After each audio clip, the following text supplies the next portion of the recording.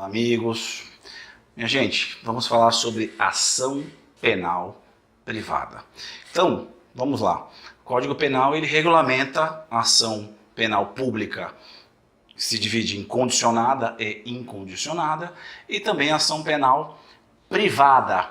Então é muito importante que nós tenhamos em mente que a ação penal pública terá sempre como petição inicial uma peça técnica chamada denúncia.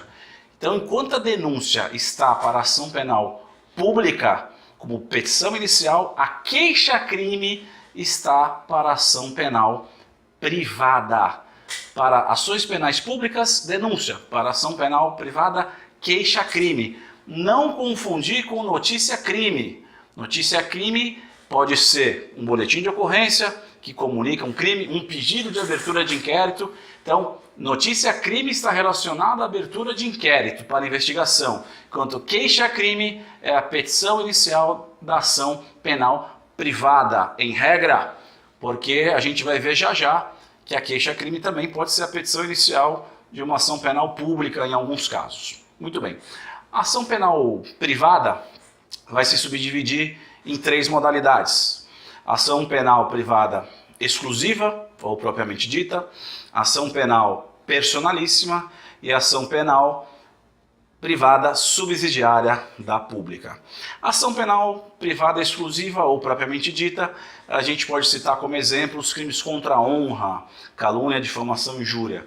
A parte ofendida, dentro de um prazo de 6 meses, a partir do momento que descobre a autoria do fato, tem que procurar um advogado, e esse advogado, mediante uma procuração com poderes específicos para isso, irá propor uma queixa-crime.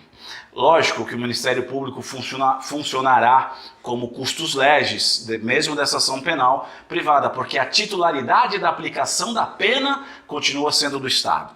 Muito bem. Em segunda modalidade, nós temos a ação penal privada personalíssima.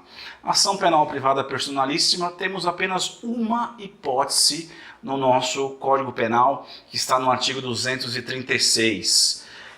Induzimento em erro e impedimento na contração de núpcias. Então veja, se o fulano lá encontra um impedimento ou ele está enganado no momento do seu casamento, então isso é uma ação penal privada personalíssima. Por quê? Somente a vítima pode propor essa ação. Ela não pode fazer uso do companheiro, cônjuge, ascendente, descendente ou irmão. Somente a vítima tem a titularidade dessa ação. Por isso que se chama personalíssima.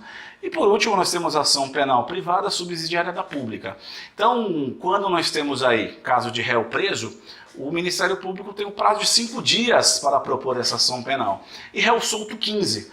Porém, em algumas oportunidades, é algo bastante raro, o Ministério Público pode perder o prazo para a propositura dessa ação, abrindo então a possibilidade da parte fazê-lo, através de uma ação penal privada subsidiária da pública. Quanto tempo a parte tem para fazer isso? Depois que o Ministério Público perde o prazo, a parte tem um prazo decadencial de 6 meses para a propositura dessa ação, enquanto o Ministério Público tem o prazo para propô-la até a prescrição em abstrato desse delito. Caso essa petição inicial, que eu chamo de queixa-crime subsidiária da pública, ela seja deficitária, o Ministério Público pode pedir o aditamento para incluir fatos, para incluir réus, e pode inclusive propor uma denúncia substitutiva, se for o caso. E, ademais, eventualmente, se a parte for desidiosa na condução dessa ação penal privada subsidiária da pública, o Ministério Público, fazendo a prova dessa desídia, pode retomar a titularidade para si. Então, são essas as hipóteses de ação penal privada: exclusiva, personalíssima, subsidiária da pública. Então fica essa dica bem rápida. É importante se aprofundar no estudo e observarmos as transições entre as possibilidades para a propositura da ação subsidiária da pública, bem como a possibilidade de retomada do Ministério Público dessa ação. Então, meus amigos, um grande abraço, dica rápida. Leia na descrição desse vídeo algumas dicas de leitura. temos aí um resumo sobre esse assunto de ação penal privada que você pode baixar, arquivar, catalogar e estudá-lo mais adiante. Um grande abraço a todos. Tchau!